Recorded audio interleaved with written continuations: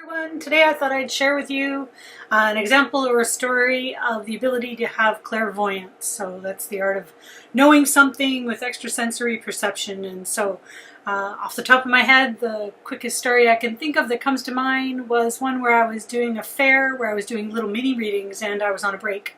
And when I was on a break, I'm just kind of in sort of like this nothing state. It's very nice, it's very peaceful. And an older gentleman, turned out he was 78 years old, happened to catch my eye. And I knew right away something about him. Something popped into my mind. And so I tapped my hubby on the shoulder and I said, "Hey." And he said, "Yeah." I said, "Do you see that guy over there?" He said, "The old guy." I said, "Well, yeah." I said, "He has skin cancer." And he looked at me and he said, "Oh, okay." He said, "Are you going to go tell him?" I said, "No." And he was like, "But why not?" I said, "Well, I'm not going to tell him. He might not be ready for that. Like, I'm not going to tell him." And he said, "But we're at a fair where this is what you do. Like, you don't think it would be a good idea to go up and tell him?" And I said, "I'm not going to chase the poor guy just because he's here and just, like, what, springing on him? Hey, dude, you got skin cancer?" I'm like, "I'm not doing it." I said, "I'll tell you what. If he comes to me for a reading, I will absolutely tell him." Right? And so about 45 minutes went by, and I totally forgot about the guy. And I don't know what he did for 45 minutes because it wasn't a very big fair, but whatever. I totally forgot. And next thing you know, I look up and he's my next reading. And so he sits down with me along with his friend and I'm literally stalling. Like, I'm like, "Oh God, how do I tell this guy this?" Like, I'm literally going, how do I work this? Like, I know this. I know this is clear as day. And I'm like, how do I do this? Right?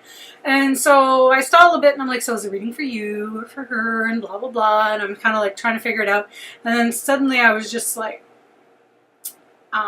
"Have you ever had a reading like this before?" He said, "Yes." I said, "Okay, every reader is different. Do I have permission to share absolutely anything and everything with you, like no matter what it is?" He said, "Yeah, absolutely."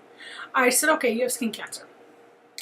And he kind of sat back like he had been punched, and his one pupil, I don't know about the other eye, but his one pupil actually widened. And he looked at me and he said, "You're right, I do." And I said, "Okay." And he said, "Do you want to see it?" I said, "Yeah, absolutely." And so then he proceeded to roll up his sleeve and show me an angry red line with 5 stitches in it. And he told me that he just had it removed 5 days ago. And so as much as that is as clear and as direct as spirit can be, which is always a blessing because it doesn't always work out that way, what the interesting part to me is that him needing to know that he had skin cancer, which he already knew, which is not always the case, we don't always know, was not the point of it. The point of it was that he needed that shocker or that buy-in or that one thing that he couldn't wiggle out of so that he could hear the message that was going to come next about him and his friend. And that was a very beautiful story, which for another time. But for me, that is a direct example of clairvoyance where I absolutely know something automatically, instantaneously about someone. And I've learned to trust that intuition. I've learned to trust in spirit that no matter what, that is to be said or that is to be shared should that person invite it. So that's my example of clairvoyance today for you.